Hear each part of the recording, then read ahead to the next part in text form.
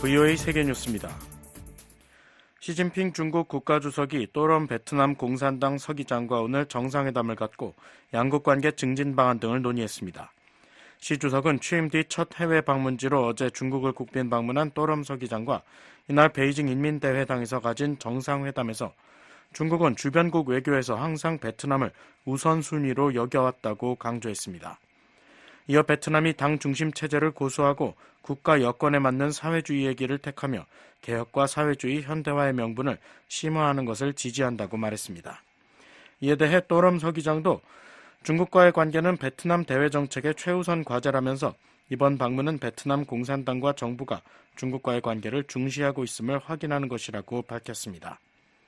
양국은 이날 시 주석과 또럼 서기장이 지켜보는 가운데 지난해 12월 시 주석의 베트남 국빈 방문에서 예비 계약이 체결됐던 양국 간 철도 연결 사업과 이밖에 금융, 언론, 보건, 수출입 품목 검역 협력 등 14개 문서에 서명했습니다. 또럼 서기장의 이번 중국 국빈 방문은 양국 간 무역과 투자가 증가하는 가운데 관계 강화에 대한 두 공산주의 이웃 국가들의 열망을 보여주는 것이라고 로이터 통신은 전했습니다. 중국과 필리핀 선박이 남중국해에서 오늘 새벽 또다시 충돌했습니다. 제이 타리엘라 필리핀 해양경찰청 대변인은 이날 성명에서 필리핀 해경 선박 케이프 엥가노호와 바가카이호가 스프레틀리 군도의 플랫 아일랜드 섬과 난샨 섬에 대한 재보급 임무 중 사비나암초 인근에서 중국 선박과 충돌했다고 밝혔습니다. 필리핀 해경이 공개한 사진에 따르면 새벽 3시 24분경 케이프 엥가노호가 중국 선박과 충돌했고 이후 16분 뒤 중국 해경 선박 한 척이 바가카이호를 두 차례에 걸쳐 충격하면서 바가카이호의 1m 너비의 구멍이 생겼습니다. 타이엘라 대변인은 이는 중국 해경이 실시한 위험한 기동의 결과로 발생한 것들 가운데 가장 큰 구조적 피해였다고 주장했습니다. 이에 대해 간휘 중국 해경 대변인은 이들 필리핀 선박이 사비나암초 인근 해역에 불법 침입했다면서 이번 충돌은 필리핀 선박들이 의도적으로 충돌한 것이라고 반박했습니다. 간휘 대변인은 이들 선박이 법에 따른 통제 조치를 취했다면서 필리핀은 침해와 도발 행위를 즉각 중단하라고 경고했습니다. 한편 메리 케이 칼슨 필리핀 주재 미국 대사는 소셜미디어 X를 통해 생명을 위험에 빠뜨리고 필리핀 해경 선박에 피해를 입힌 중국 해경의 위험한 기동을 비난한 필리핀의 입장을 지지한다고 밝혔습니다. 사비나암초는 중국, 필리핀, 타이완, 베트남이 각각 영유권을 주장하고 있는 스프레틀리 군도에 위치해 있습니다. 미국 민주당이 오늘 전당대회를 열고 카멀라 해리스 부통령과 팀 월즈 부통령 후보 지명자의 오는 11월 대선 승리를 위한 지지층 결집에 나섭니다. 민주당은 이날부터 22일까지 일리노이주 시카고 유나이티드 센터에서 나흘에 걸쳐 열리는 이번 대회에서 해리스 부통령과 월즈 지명자의 당의 정 부통령 후보로 공식 확정할 예정입니다. 지난달 대선 후보에서 물러났던 조 바이든 대통령은 전당대회 개막일인 이날 밤 기조연설을 할 예정이며 버락 오바마 전 대통령과 빌 클린턴 전 대통령도 각각 내일과 모레 지지연설에 나섭니다.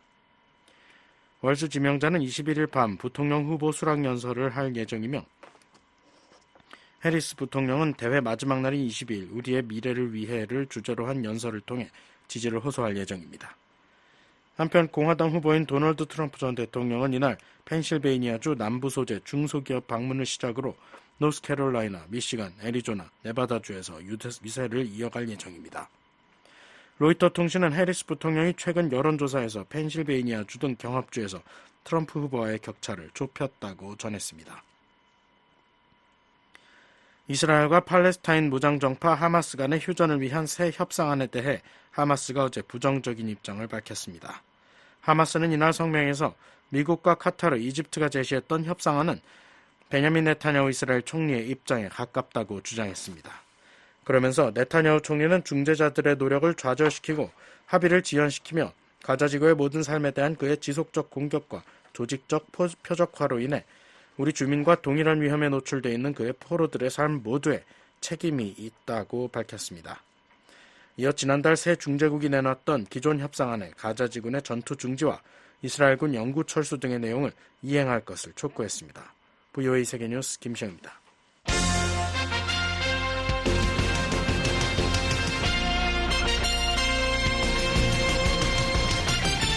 VOA News Today. 여러분 안녕하십니까? 2024년 8월 19일 월요일 VOA 뉴스투데이 2부 시작하겠습니다. 진행의 김영교입니다.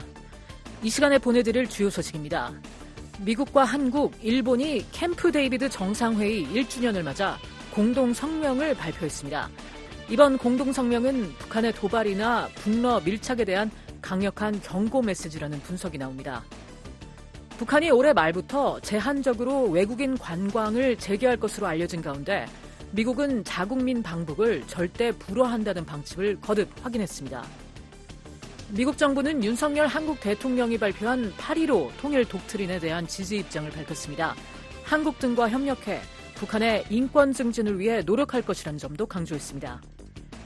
내일 북한 날씨는 전 지역 대체로 흐리고 가끔 비 오겠습니다. 최저기온은 16에서 26도, 최고기온은 23에서 35도, 바다의 물결, 동해 앞바다는 0.5에서 2m, 서해 앞바다는 0.5m이겠습니다. 첫 소식입니다. 미한일 정상들이 캠프 데이비드 선언 1주년을 맞아 발표한 공동 성명은 북한의 도발이나 북러 밀착에 대한 강력한 경고 메시지라는 분석이 나옵니다. 윤석열 한국 대통령은 19일 시작된 미한 연합 을지 프리덤 실드 훈련을 계기로 북한의 복합 도발 등에 강력 대응할 대비 태세를 강조했습니다. 서울의 김환용 기자 연결해 자세한 내용 알아봅니다. 김환용 기자. 네, 서울입니다. 네, 미국과 한국, 일본 세 나라 정상이 18일 캠프 데이비드 정상회의 1주년을 맞아 채택한 공동 성명에 대해 한국에선 어떤 반응이 나오고 있나요? 세 정상은 공동 성명에서 삼국 협력이 영내 안보와 세계 평화에 꼭 필요한 것임을 확인했다고 평가하고 앞으로도 이를 굳건히 유지하겠다고 다짐했습니다. 정상들은 우리는 인도태평양 지역의 평화와 안정을 유지할 것을 다짐하며 공동 비전에 대한 연대를 이어나가면서 세계의 가장 거대한 도전들에 맞설 준비가 돼 있다고 밝혔습니다. 한국 대통령실은 미일 정상이 바뀌더라도 캠프 데이비드 협력에 대한 3국의 지지는 확보할 것이라면서 미한일 3국은 연내 조 바이든 미국 대통령과 윤석열 한국 대통령, 기시다 후미오 일본 총리가 한 정상회의 개최에 공감하고 추진 중이라고 말했습니다. 한국 정부 산하 국책연구기관인 통일연구원 홍민 박사는 캠프 데이비드 선언은 구속력을 갖는 협약 등과는 다르다며 이 때문에 추후 3국의 정부가 바뀌더라도 그 정신과 내용이 제도적 지속성을 갖도록 하려는 차원에서 이번 공동성명이 나온 것이라고 풀이했습니다. 공동성명 1주년을 기념하는 방식의 이렇게 이례적인 행보하는 것도 역시 향후에 들어설 한미일의 다른 정부들도 지속성을 가져야 된다. 일종의 그런 지속성을 담보하기 위한 환기 효과, 이것을 상당히 염두에 둔 것으로 보여지고. 네, 미한일 정상회의가 연내에 추진되는 걸로 알고 있는데 그것도 이런 제도화 차원의 노력이라고 보면 되는 건가요? 네, 그렇습니다. 한국 대통령실 고위 관계자는 올해 한 번은 캠프 데이비드 선언에서 약속한 대로 미한일 3국 정상회의가 열리면 좋겠다는 공감대를 우리와 워싱턴, 도쿄가 함께하고 있다며 올해 하반기 두세 차례 정도 국제회의를 계기로 세 나라 정상이 한자리에 할 기회가 있을 것으로 보인다고 말했습니다. 지난해 캠프 데이비드 정상회의 이후 세 정상 간 회담은 아직 열리지 않았습니다. 기시다 총리는 오는 9월 치러지는 집권 자민당 총재 선거에 불출마하고 총리 연임을 포기하겠다고 최근 선언했고 미국도 오는 11월 대선을 앞둔 상황입니다. 박원곤 이화여대 북한학과 교수는 미한일 정상회의를 매년 개최하는 것 자체가 캠프 데이비드 선언 내용을 실천하고 제도화하는 차원에서 큰 의미가 있다며 미한일 단연 훈련인 프리덤 엣지 또한 제도화의 한 사례라고 말했습니다. 네, 이번 공동성명은 한반도 안보 상황에 어떤 의미가 있다고 봐야 할까요? 공동성명은 주로 3국 협력이 영내 안보와 세계 평화에 어떤 의미가 있는지를 포괄적으로 언급했고 북한 관련 내용은 일부 들어 있습니다. 공동성명은 3국 간 다영역 훈련인 프리덤 엣지 최초 시행, 새로운 미한일 안보협력 프레임워크 서명, 북한의 사이버 범죄와 여타 불법적 수단을 통한 대량 살상 무기 프로그램 자금원 마련 시도 대응에 초점을 둔 3국 실무그룹이 이루어낸 진전을 비롯한 협력의 성과를 축하한다고 밝혔습니다. 통일연구원 박형중 박사는 이번 공동성명이 하반기 미한 연합훈련인 을지 프리덤 실드가 시작됐고 미 대선도 3개월 정도 남은 시점에서 북한 도발은 물론 한반도의 새 긴장 요인으로 떠오른 북러 밀착에 대한 3국의 확고한 대응 의지를 천명한 것이라고 평가했습니다. 북한의 도발에 대해서 얼마든지 우리가 대응할 준비가 되어 있다라고 하는 의지를 다시 한번 천명하는 거고, 북러 협력에 관한 이 부분에 관해서도 확고하게 당신들이 어떤 식의 도전을 제기하더라도 우리는 준비되어 있다라고 하는 메시지를 사전에 억제 차원에서 경고 메시지를 발신한 거라고 해석할 수 있다고 봅니다. 이런 가운데 을지 프리덤 실드 훈련이 오늘 시작됐죠. 네, 그렇습니다. 미한 군당국은 19일 유사시 한반도 방어를 위한 연합 군사훈련인 을지 프리덤 실드 연습을 시작했습니다. 오는 29일까지 진행되는 올해 UFS 연습은 작년 대비 미한 연합 야외 기동 훈련이 크게 늘어난 게 특징입니다. 야외 기동 훈련은 총 48회로 작년 대비 10회 늘었고, 특히 여단급 훈련은 4회에서 17회로 4배 이상 대폭 확대했습니다. 윤석열 대통령의 국무회의 발언 내용입니다. 특히 올해는 한미 연합 야외 기동 훈련을 대폭 확대해 시행할 예정입니다. 연합 작전 수행 능력을 향상시키고 한미 동맹의 위용을 드러내는 계기가 될 것으로 기대합니다. 네. 이번 을지 프리덤 실드 UFS 연습 기간에 이루어지는 한국 정부 주도의 을지 연습도 예년과 다른 점이 있나요? 네, 한국 정부는 UFS 연습과 연계해 국가 비상 대비 태세 확립을 위해 19일부터 22일까지 나흘간 전국 단위 을지 연습을 실시합니다. 을지 연습은 전시나 사변, 이에 준하는 국가 비상사태가 발생할 때 국가와 국민의 생명과 재산을 보호하기 위해 정부 차원에서 연 1회 전국 단위로 실시하는 비상 대비 훈련입니다. 윤석열 대통령은 이번 연습은 북한의 회색지대와 군사적 복합 도발, 국가 중요시설 타격을 비롯한 다양한 위기 상황을 상정해 이에 대응하는 통합적 절차를 숙달하는 데 중점을 둘 것이라고 말했습니다. 윤 대통령은 현재 우리는 전 세계에서 가장 무모하고 비이성적인 북한의 도발과 위협을 마주하고 있다며, 북한 정권은 주민들의 비참한 삶을 외면한 채 핵과 미사일 개발에 몰두하고 있고, 최근엔 GPS 교란 공격과 쓰레기 풍선 살포 같은 저열한 도발도 서슴지 않고 있다고 지적했습니다. 김 기자, 북한은 해마다 미한 연합훈련에 거친 반응을 보이거나 군사 도발로 대응해오지 않았습니까? 이번에는 어떤 반응을 보이고 있나요? 북한은 UFS 연습 하루 전인 18일 외무성 미국 연구소가 나서 이번 연습을 침략 전쟁 연습이라고 비난하며 최상의 억제력을 비축함으로써 전쟁 방지를 위한 힘의 균형을 항구적으로 유지할 것이라고 주장했습니다. 이 연구소는 대외관영 조선중앙통신을 통해 이 같은 내용을 담은 공보문을 발표했는데요. 공보문은 미국과 그 추종 국가들의 집단적인 군사적 도발 행위들이 우심해질수록 그로부터의 위협을 무력화시키고 지역과 세계 평화와 안정을 보장하기 위한 정의의 억제력도 더욱 강화될 것이라고 밝혔습니다. 연구소는 또 이번 UFS 연습에 유엔군 사령부 회원국이 참가하는 점을 언급하며 UFS가 아시아 태평양 지역에서 가장 큰 규모의 연습이자 나토 성원국들까지 참가하는 공격형의 다국적 무력 시위로 자기의 위험한 흉체를 명백히 드러내고 있다고 비난했습니다. 북한의 반응이 형식과 내용 면에서 미한 연합훈련에 대한 반응치고는 약하다는 느낌도 좀 드는데요. 이에 대해서는 어떤 분석이 나오는지요? 전문가들은 북한 외무성 미국 연구소라는 주체와 공보문이라는 형식, 그리고 비교적 평이한 공보문 내용 등 전체적으로 낮은 수준의 반응을 보였다고 평가했습니다. 박원곤 교수는 북한의 이 같은 반응이 압록강 위협 수해가 매우 심각한 상황이기 때문으로 보인다며, 이게 맞다면 북한 내부 상황이 외부 위협으로 덮기도 힘들 정도라는 얘기라고 말했습니다. 그런 위협도를 북한 주민들에게 강하게 얘기하지 못한다라는 게 북한 내부에 어려움이 있다라는 걸 또 방증한다고 봅니다. 이번에 수해가 굉장히 심각한 문제인 것 같고, 그렇다면은 이런 상황에서 이 외부 위협까지 들고 나온다면 사면 초과가 되는 거죠. 양옥 박사는 수재 외에도 러시아에 대한 대규모 무기와 포탄 지원 또한 미한 연합훈련에 무력 도발로 맞서는데 제약 요인이 되고 있을 것이라고 말했습니다. 서울에서 VOA 뉴스 김환용입니다. The Voice of America. VOA. 북한이 올해 말부터 제한적으로 외국인 관광을 재개할 것으로 알려진 가운데 미국은 자국민 방북을 절대 불허한다는 방침을 거듭 확인했습니다. 조상진 기자입니다. 미국 국무부는 북한을 여행하지 말 것을 강력히 경고한다고 밝혔습니다.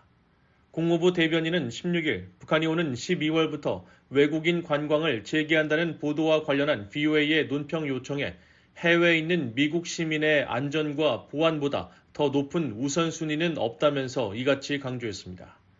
무엇보다 북한에 대한 미국 정부의 여행주의보는 그대로 유지된다고 확인했습니다.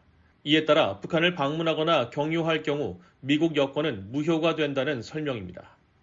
이어 연방 규정에 따라 미국의 국익을 위해 극히 제한적인 목적으로 북한을 여행하고자 하는 개인은 국무부의 특별인증 여권을 별도로 신청해야 한다고 설명했습니다. 국무부는 북한에 대한 정보를 외부에 알리는 보도의 목적이나 적십자 등 인도주의 활동 목적의 공적 임무를 수행하는 경우 특별인증 여권 발급 심사 대상이 될 수 있다고 부연했습니다.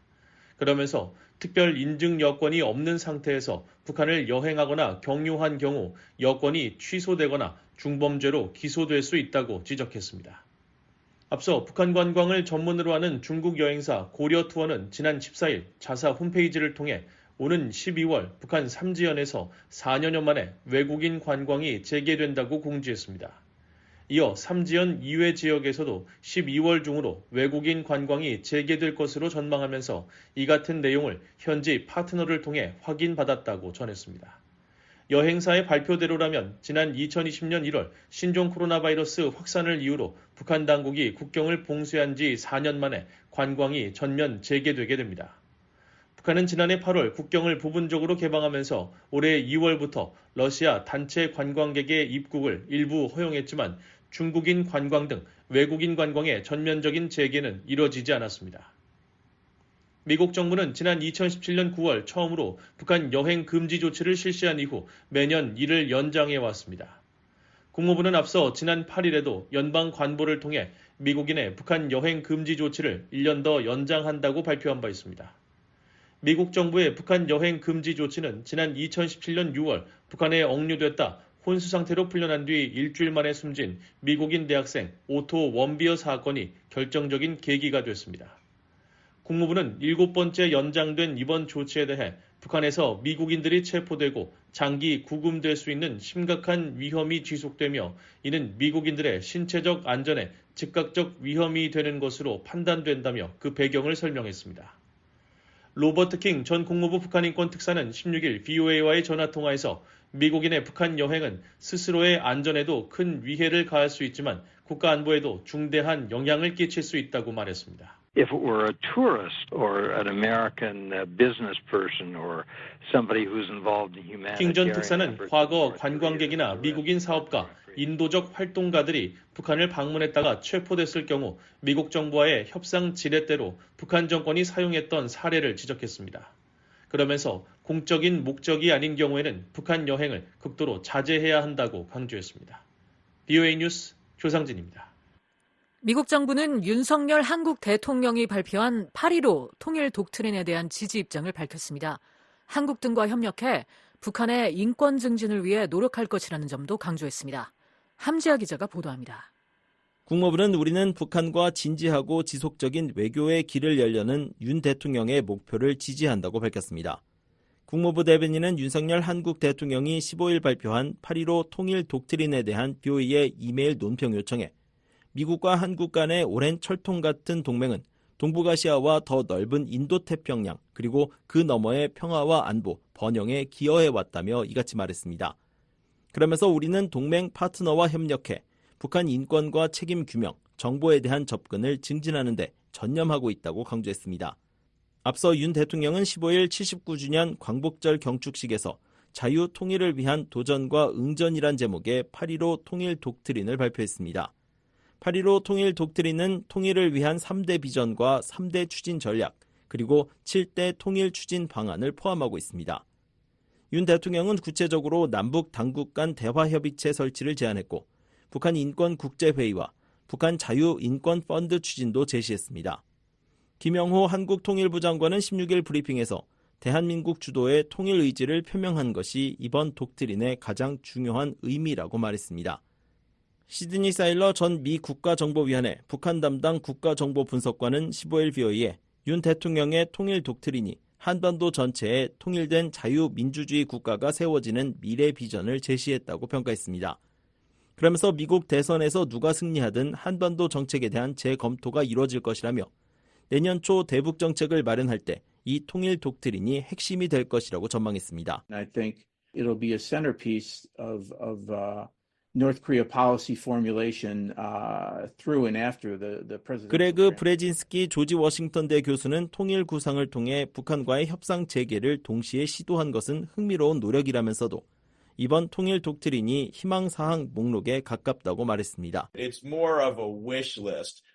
North Korea should open up a little bit. North Korea should. 브레진스키 교수는 북한이 개방하고 비핵화를 향한 조치를 취하라는 것은 한국이 보고 싶어하는 것일 뿐 북한 정부가 이를 수용하고 있다는 실질적 징후는 없다고 지적했습니다. BOA 뉴스 함재합니다. 유엔 제재 대상인 북한의 미사일 개발 책임자가 러시아 무기 박람회에 참석한 데 대해 유럽연합이 양국 간 협력 심화에 대한 깊은 우려를 표명했습니다. 제재가 북한이 핵을 포기하도록 만드는 필수 도구라며 모든 유엔 회원국이 대북 제재를 이행할 것을 촉구했습니다. 안소영 기자가 보도합니다. 유럽연합이 15일 우리는 다수의 유엔 안보리 결의를 명백히 위반하고 국제법을 훼손하며 유럽 및 한반도의 평화와 안보에 위협을 가하는 북한과 러시아의 협력 심화에 심각하게 우려한다고 밝혔습니다. EU 대변인은 최근 러시아에서 열린 대규모 무기 박람회에 북한의 김정식 조선노동당 중앙위원회 군수공업부 제1부부장이 참석한 데 대한 BOA 논평 요청에 이같이 말했습니다. 김 부부장은 북한의 탄도미사일 개발을 진두지휘한 공로로 공화국 영웅 칭호를 받은 인물로 유엔 안보리 대북 제재와 미국 및 유럽연합, 영국, 한국 등의 독자 제재 대상입니다. EU 대변인은 제재는 국제평화와 안보를 유지하고 회복하기 위해 안보리가 사용할 수 있는 핵심 수단이라고 강조했습니다. 이어 제재는 북한이 불안정한 행동을 중단하고 불법적인 핵과 탄도미사일 프로그램을 포기하고 대화로 복귀하도록 설득하는 데 필수적인 도구라며 EU는 유엔 안보리 대북 제재를 EU법으로 전환하고 추가적인 독자 조치를 시행하고 있다고 설명했습니다. EU 대변인은 EU는 모든 유엔 회원국들이 유엔 안보리 제재를 완전히 이행하기 위한 조치를 취할 것을 촉구한다고 밝혔습니다. 이어 EU는 국제적 의무를 준수하고 유엔 안보리 결의를 완전히 이행하기 위해 계속 노력할 것이라고 강조했습니다. 지난 2017년 김정식을 독자 제재 명단에 추가한 영국은 BOA의 논평 요청에 러시아의 우크라이나 침략 전쟁을 계기로 밀착하는 두 나라를 비판했습니다. 영국 외무부 대변인은 러시아는 우크라이나에서 냉소적이고 잘못된 군사적 목표 추구를 위해 북한의 무기를 의존하고 있다면서 이는 불법 전쟁을 촉진하기 위해 북한과 같은 나라에 의지하는 러시아의 절박함을 보여주는 것이라고 말했습니다. 앞서 미 국방부의 패트릭 라이더 대변인은 지난 12일 정례 브리핑에서 북한 고위 대표단이 러시아에서 열린 무기 박람회에 참석한 것과 관련해 북러 관계는 특히 러시아의 우크라이나 전쟁에 대한 북한의 지원과 관련해 계속 우려의 대상이라고 밝혔습니다. Well, look, I'm not going to comment on the weapons expo. We again closely monitor these relationships and do have. 그러면서 계속 이를 면밀히 주시할 것이라고 강조했었습니다. 국무부도 이날 BOA의 관련 논평 요청에 북러 협력 심화에 대한 우려 입장을 재확인했습니다. 국무부 대변인은 러시아와 북한 간의 협력 심화는 한반도의 평화와 안정 유지, 글로벌 비확산 체제 수호, 유엔 안보리 결의 준수, 러시아의 잔인한 침략에 맞서 자유와 독립을 수호하는 우크라이나 국민에 대한 지원에 관심이 있는 사람이라면 누구나 우려해야 할 동향이라고 말했습니다. 브루스 베넬 랜드 연구소 선임연구원은 12일 BOA와의 전화통화에서 북한의 이번 행사 참석과 관련해 국제사회는 북한이 어떤 기술을 확보하려 하는지에 주목해야 할 것이라고 말했습니다. We need to focus on them. What are they looking to acquire? I would think part of that would be air and missile defense. 베넬 선임연구원은 북한이 이번 전시회에서 공중 및 미사일 방어, 전자기술, 지휘통제 시스템, 전자전, GPS 교란과 같은 미국 및 서방 국가들의 핵심 군사 능력을 위협할 수 있는 기술을 얻으려고 할 가능성이 있다고 말했습니다. 한편 거듭되는 국제사회의 북한과 러시아의 군사협력 지적에도 두 나라는 이를 강하게 부인해왔습니다. BOA 뉴스 안소영입니다. 미국 정부 산하 독립기구인 국제종교자유위원회 대표단이 최근 한국을 방문해 북한의 종교자유 실태를 조사했습니다. 북한에는 종교자유가 존재하지 않는다며 전 세계가 북한 주민들의 고통을 외면해선 안 된다고 강조했습니다. 함지아 기자가 보도합니다.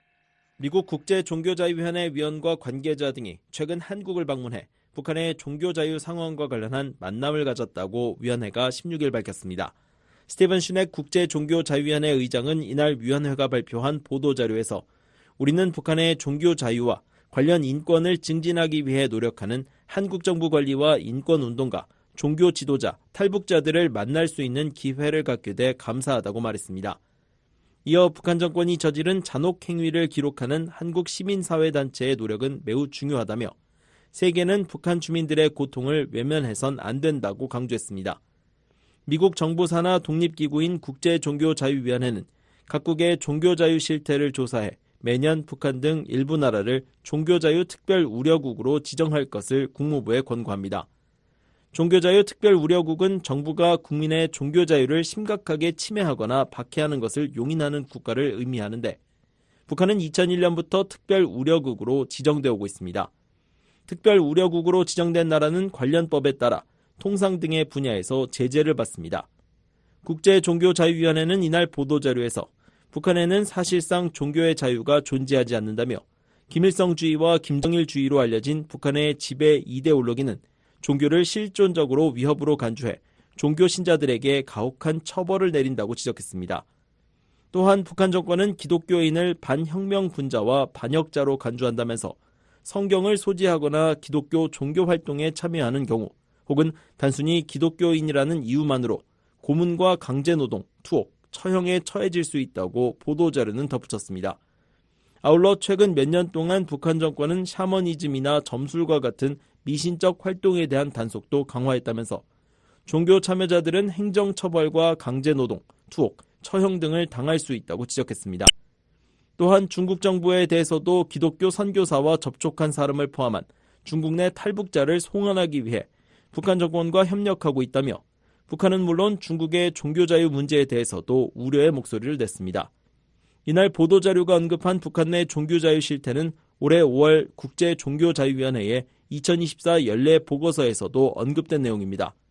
당시 위원회는 보고서에서 2023년 북한 내 종교자유 상황이 전 세계 최악 중 하나로 남아 있었다고 지적하면서 구체적인 사례를 소개하기도 했습니다. 특히 지난해 4월 평안남도 통합마을에서 기독교인 5명이 종교활동을 이유로 체포됐으며 이후 이들은 신앙을 포기하지 않고 성경의 출처를 밝히는 것도 거부했다고 보고서는 명시했습니다.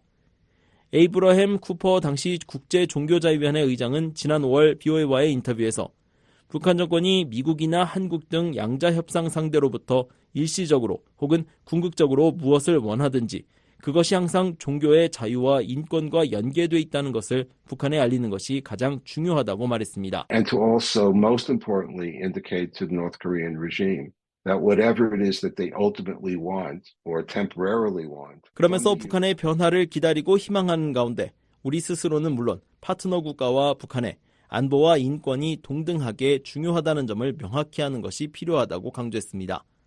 미국 정부는 북한의 안보와 인권 문제가 서로 연계된 사안이란 점을 분명히 하고 있습니다. 앞서 린다 토머스 그린필드 유엔 주재 미국 대사는 지난 6월 뉴욕 유엔 본부에서 열린 북한 인권 관련 안보리 공개 회의에서 인권과 평화 및 안보와의 연관 관계가 북한보다 더 잘 드러나는 곳은 없다고 말했습니다. Nowhere in this nexus is it more salient than in the DPRK, where substantial evidence and documentation. 이어 문서화된 상당한 증거는 북한 정권의 주민 학대와 불법적인 대량 살상 무기 및 탄도미사일 프로그램에 대한 투자가 직접적으로 연관돼 있다는 사실을 보여준다고 지적했습니다. 하지만 북한은 국제사회의 인권 문제 제기에 강하게 반발하고 있습니다. 방광혁 제네바 주재 북한 대표부 차석 대사는 지난해 3월 유엔 인권이사회에서 북한에 대한 주장은 오만하고 비열한 목적을 위한 정치적 동기에서 비롯된 것이라고 주장하며 이는 존재하지 않는 인권 문제를 날조함으로써 북한의 이미지를 실추시키려는 불법 행위라고 비난했습니다. BOA 뉴스 함지아입니다. 해마다 발생하는 북한 수해의 근본적인 원인은 황폐화된 산림과 열악한 인프라 때문이라고 전문가들이 진단했습니다. 북한의 폐쇄성이 수해 규모를 더욱 키운다는 지적도 나옵니다. 안소영 기자가 보도합니다.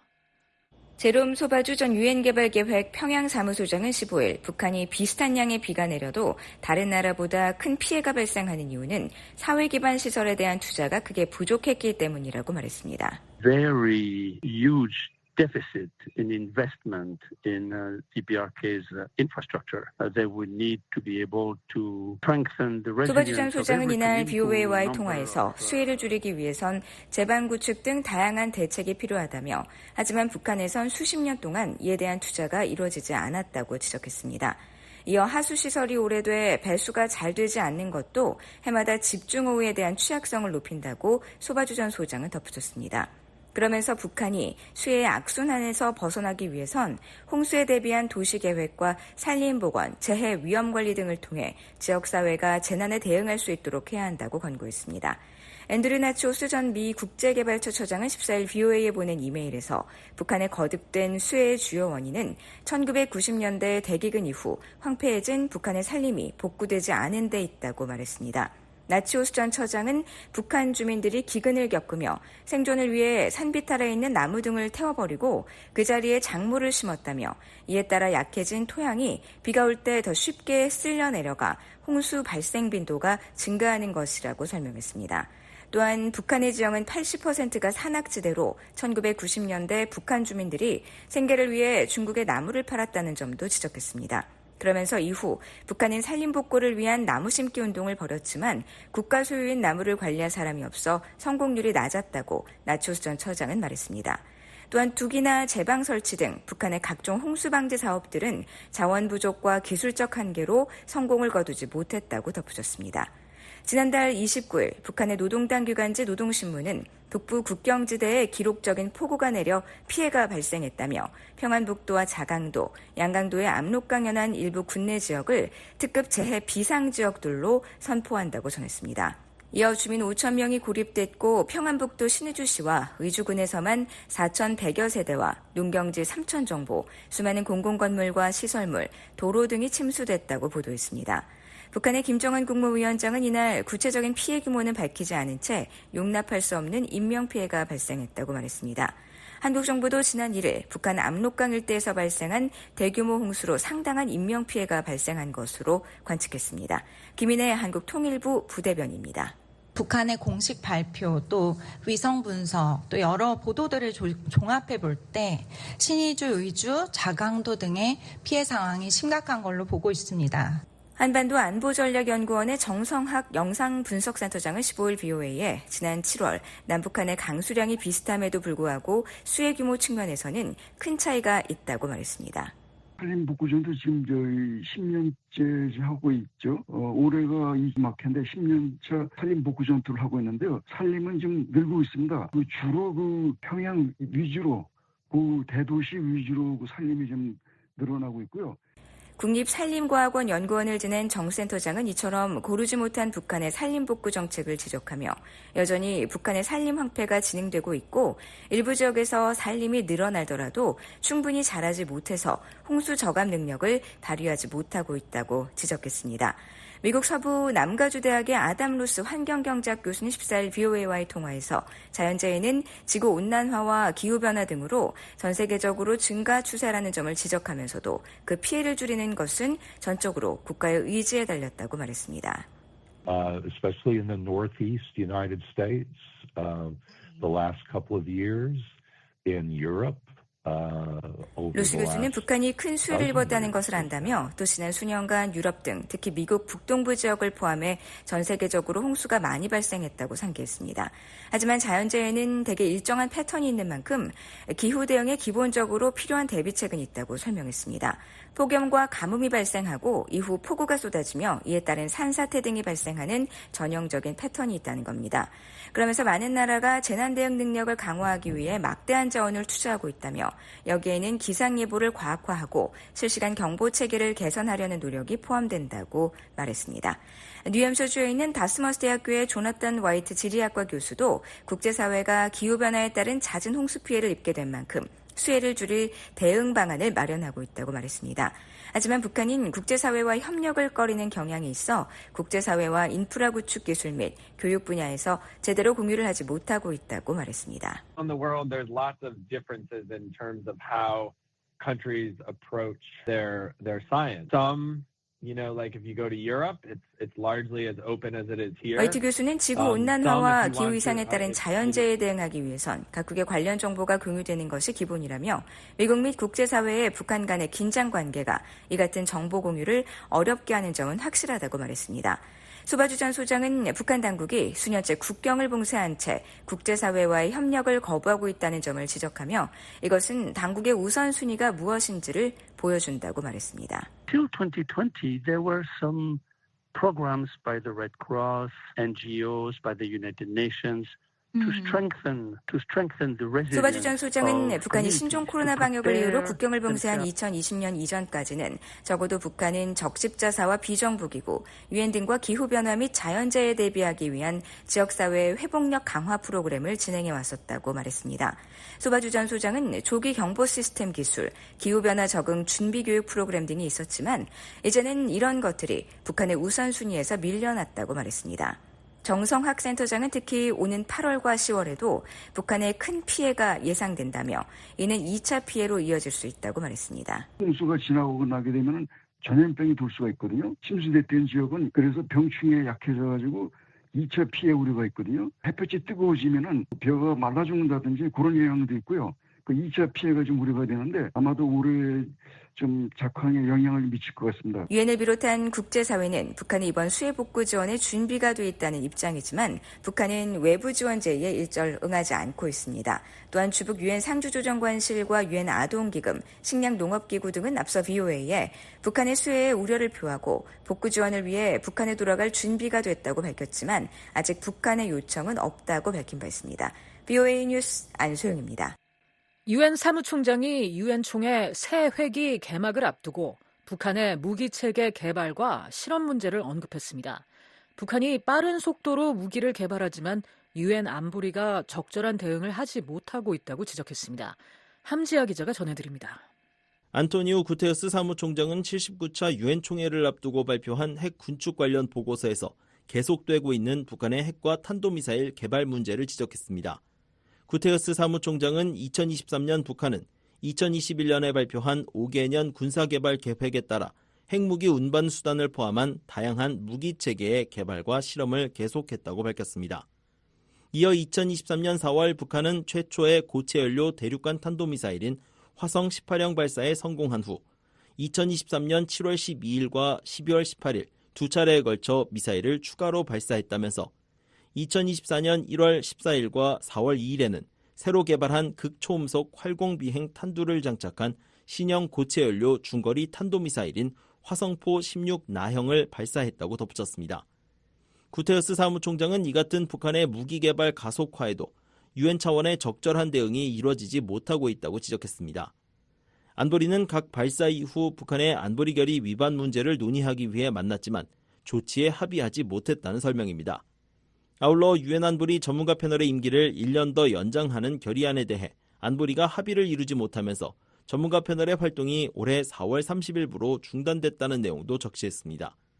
그러면서 북한과 주변국 간의 관계는 악화했다고 구테르스 사무총장은 밝혔습니다. 구테르스 사무총장은 매년 새해 유엔 총회 회기 개막을 앞두고 다양한 국제 사안들을 언급하는 보고서를 제출합니다. 북한과 관련해선 핵 군축과 인권 등을 주제로 한 보고서를 작성해 일반에 공개합니다.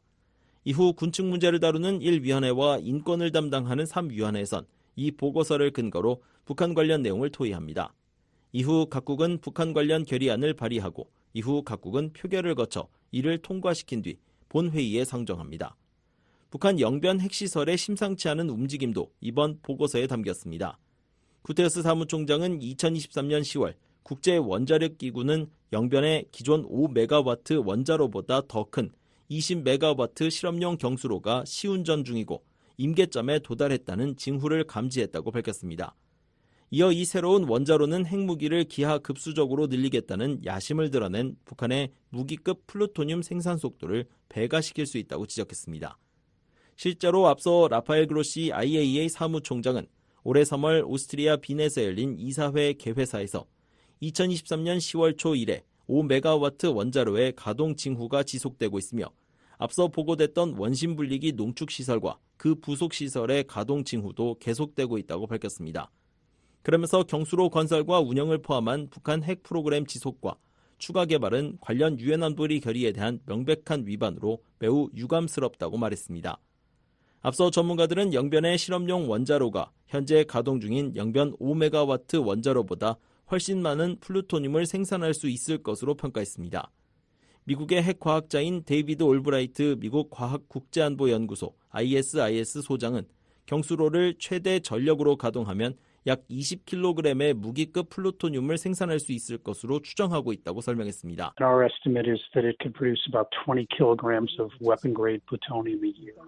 So you could estimate they could increase their arsenal. 이어 북한이 매년 5에서 10개의 핵무기를 늘릴 수 있을 것으로 추정할 수 있다며 지금까지 북한이 생산한 것보다 훨씬 빠른 속도라고 덧붙였습니다. 국제원자력기구 사무차장 출신인 올리 하이노넨 스팀슨 센터 특별연구원도 BOE에 보낸 이메일에서 새로운 경수로 가동은 북한이 추가적인 핵 역량을 구축하는 데 있어 중요한 단계라고 말했었습니다. 한편 구테르스 사무총장은 79차 유엔 총회를 앞두고 발표한 연례 보고서에선 북한 문제를 언급하지 않은 것으로 나타났습니다. 구테르스 사무총장은 2017년 이 보고서를 통해 북한의 핵과 탄도미사일 활동에 심각한 우려를 표명했으며 2018년에는 미국과 북한에 의해 핵으로 인한 긴장이 일부 완화됐다며 북한 문제를 거론했습니다. 그러나 올해를 포함해 약 6년째 군축과 인권 증진 문제를 다루면서도 구체적으로 북한은 언급하지 않고 있습니다. 제79차 유엔 총회는 오는 9월 10일 뉴욕 유엔 본부에서 개막합니다. BOE 뉴스 함자합니다. 미국은 장차 북한 핵을 기정사실화할 것이라고 정세현 전 통일부 장관이 말했습니다. 그러면서 미국의 차기 행정부는 북한 비핵화보다는 핵 확산 방지를 목표로 삼을 것이라고 말했습니다. 한국 김대중 노무현 정부에서 두 차례 통일부 장관을 역임한 정세현 전 장관을 최원기 기자가 인터뷰했습니다. 북한과 러시아가 6월 19일 평양에서 포괄적 전략적 동반자 조약을 체결했습니다. 북한이 이 조약을 활용해 경제난을 타개하고 핵보유국 인정을 받을 수 있을까요?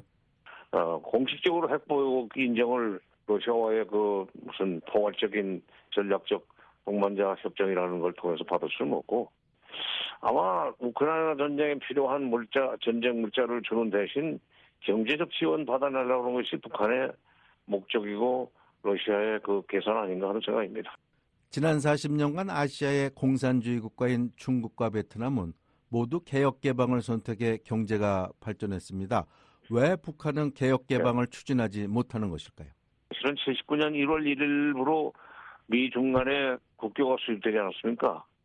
미중 국교 수립이라는 것이 중국으로 하여금 맘 놓고 말하자면 체제 붕괴 위험 없이 수교했으니까 미국과 위험 없이 개방계획 할 수 있도록 만들었던 결정적인 이유입니다. 그다음에 베트남도 95년인가 그 미국하고의 외교 관계를 맺었죠. 국교를 수립했죠. 그러면서 도이모이가 본격화됐죠. 그러니까 이 북한이 지금 개방 개혁을 못하고 있는 것은 미국과의 수교 문제가 아직 결론이 안 났기 때문에 언제 미국이 뒤통수때리지 못한다는 생각으로 개방 개혁을 못하는 겁니다. 개방의 이득을 북한도 잘 알고 있어요. 근데 개방 잘못했다가 간접 침략당하면은 우리는 무너진다. 그게 그의 고민거리입니다. 이번에는 남북 관계에 대해 질문을 드리겠습니다. 정 장관님은 과거 햇볕 정책을 추진한 김대중 정부와 노무현 정부에서 통일부 장관을 지내셨는데요. 햇볕 정책은 북한을 경제적으로 지원하고 군사적 긴장을 완화하자는 것인데 북한은 오히려 햇볕 정책을 역이용해서 2006년부터 2017년까지 핵실험을 6차례나 실시했습니다. 햇볕 정책이 실패한 것 아닌가요? 2006년 10월 9일 날 1차 핵실험한 것은 사실은 2005년 9월 19일 날 베이징에서 체결된 베이징 6자회담 공동성명이 9월 20일부로 깨지지 않았습니까? 왜냐하면 미국 재무부가 마카오에 있는 방코델타 아시아에 북한이 2,500만 달러 위조 지표를 본세탁해서 넣어놓고 찾아다 쓰는데 그 돈을 빼주면은 BDA는 미국과 거래 못한다.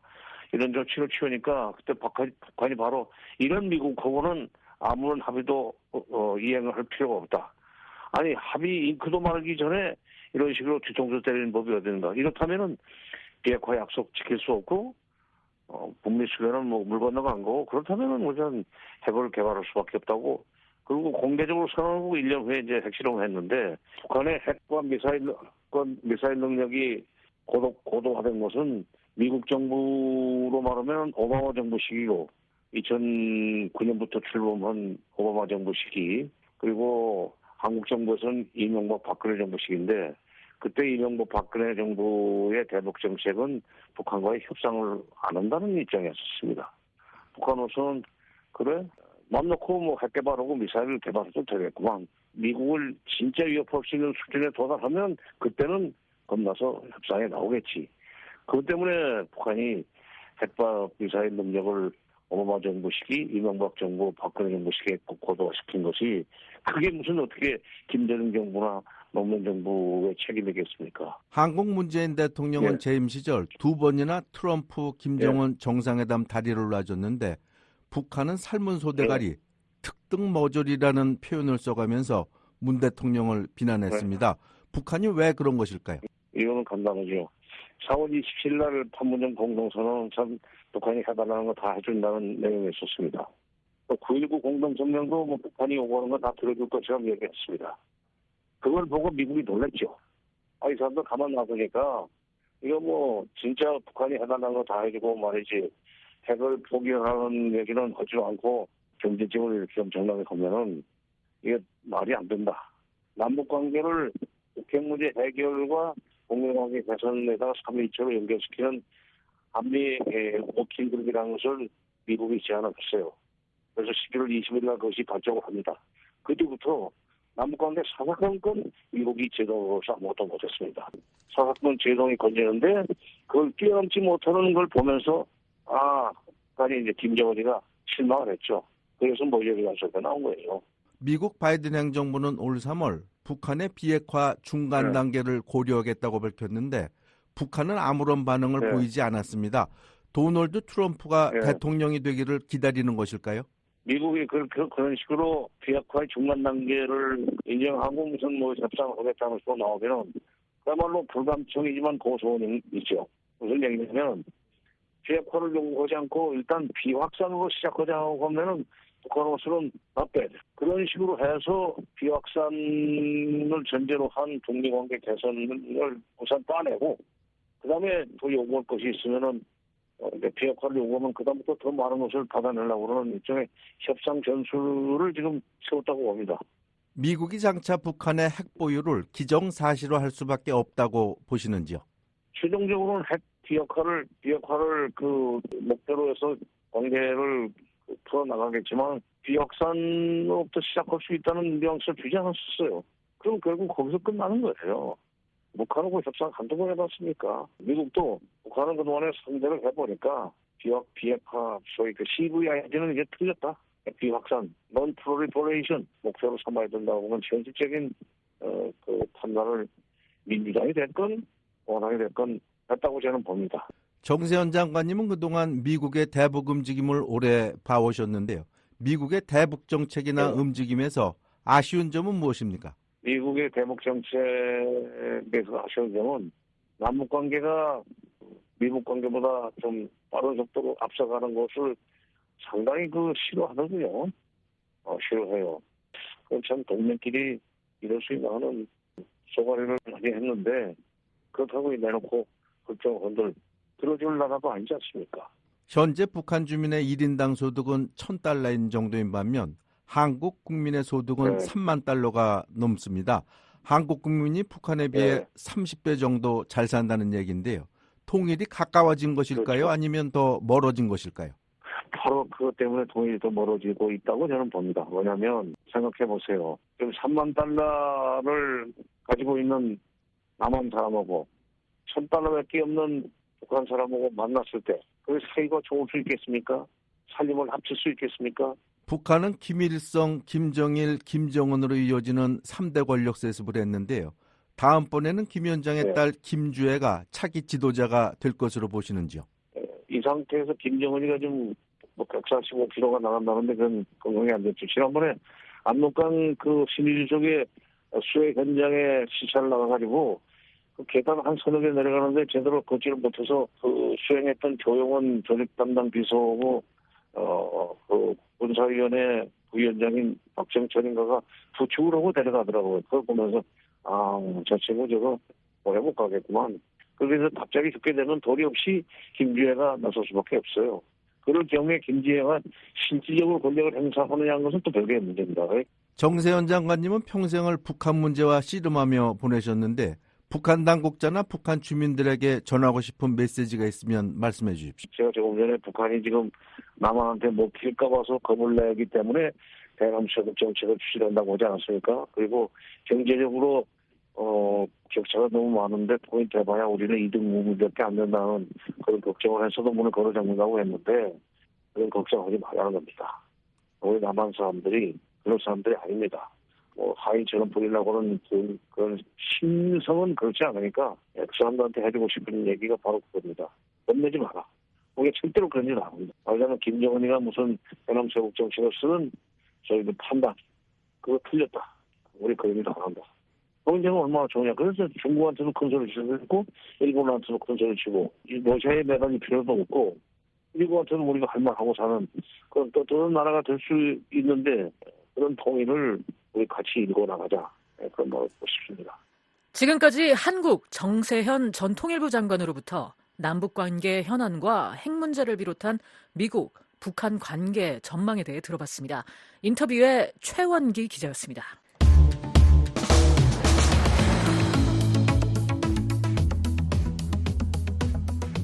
한국 내 주요 뉴스를 소개해드리는 한국은 지금입니다. 윤국한 기자 나와 있습니다. 안녕하세요. 예, 안녕하세요. 네, 오늘은 어떤 소식이 있습니까? 예, 최근 한국 정부의 독립기념관장 인선에 독립유공자 가족과 유족들의 단체인 광복회가 반발하면서 설립 이후 처음으로 정부가 주최하는 8.15 광복절 경축식에 불참했는데요. 이 사태는 광복회 이종찬 회장이 윤석열 대통령의 정치적 멘토이면서 윤 대통령의 절친인 연세대 법학전문대학원 이철우 교수의 부친이어서 비상한 관심을 끌었습니다.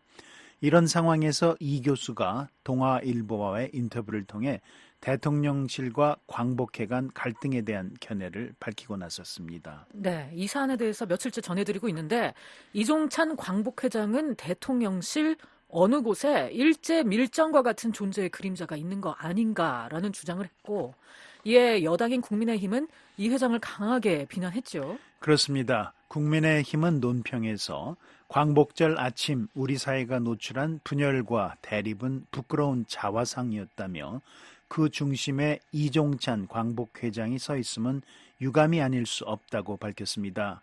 그러면서 광복절 행사에 불참한 이 회장의 이념과 자리 집착은 노역이라 비판받을 수 있다고 말했습니다.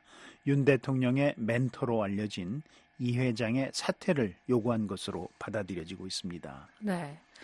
이 교수는 부친인 광복회장의 밀정 발언에 대해선 어떤 입장인가요? 예, 이 교수는 그 발언은 격앙된 가운데 나온 말이라며 좀 과했다고 생각한다고 말했습니다. 그러면서도 대통령 주위에서 이상한 역사의식을 부추기는 사람들이 있지 않나 하는 의문을 갖게 된다고 덧붙였습니다. 이 교수는 이어 대통령에게 중도 민심을 잃지 말라는 취지의 메시지를 보냈지만 답을 받지 못했다며 대통령이 중도 지향성을 잃어버린 것이 아닌가 한다고 말했습니다. 네, 이 교수는 윤석열 대통령의 대일본 정책에 대해서는 어떻게 평가하고 있나요? 예, 높게 평가한다고 말했습니다. 경색된 한일 관계를 풀어내는 건 불가피하고 미래 세대를 위해서도 개선은 당연한 일이라는 겁니다. 하지만 한일 간 현안에 대한 정부의 접근 방식에 대해서는 비판적인 견해를 밝혔습니다.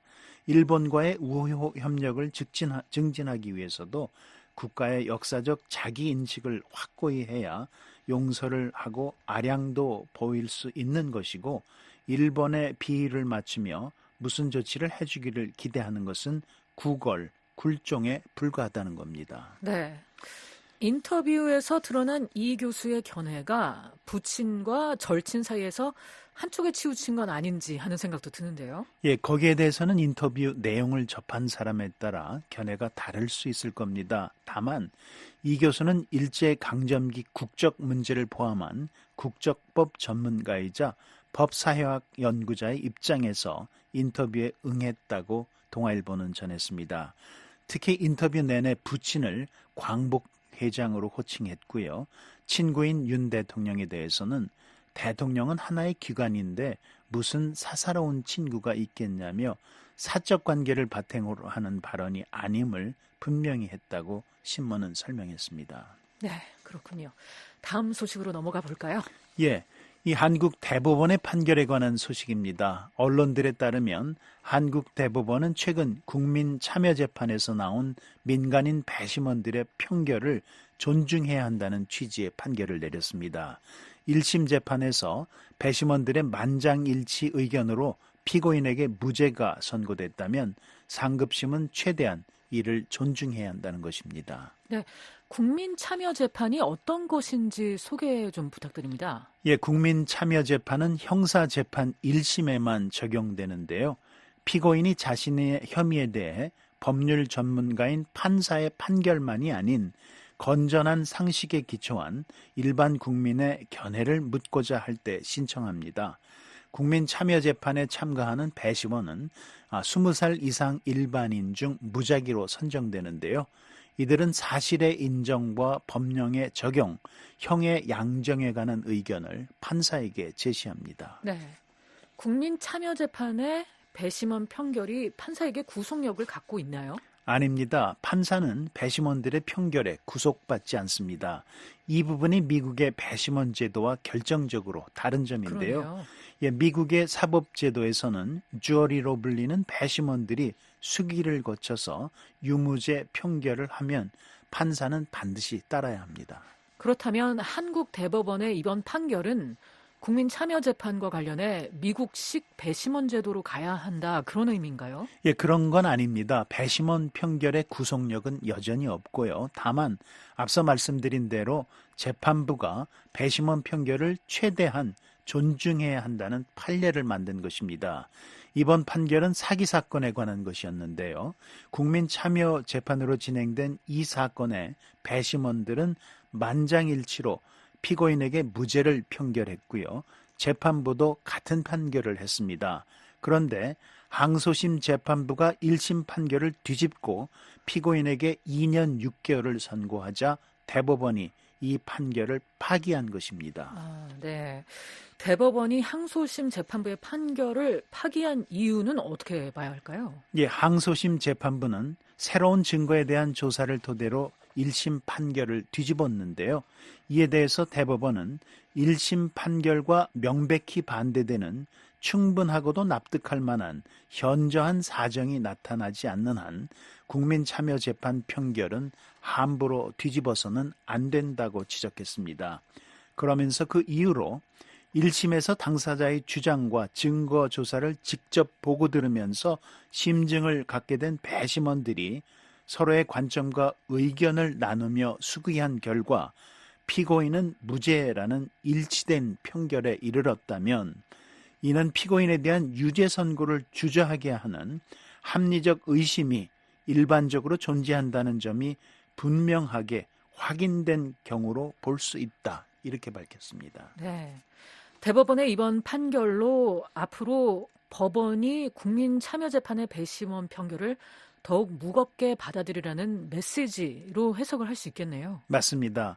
한국 언론들은 국민참여재판에서 도출된 결론을 최대한 존중해야 한다는 최근의 사법 흐름을 대법원이 판결로서 뒷받침한 것이라고 전했습니다. 전문가들은 국민참여재판이 전관예우나 유전 무죄 등으로 대표되는 사법체계에 관한 일반 국민의 불신을 해소하는 데도 기여하고 있다고 밝히고 있습니다.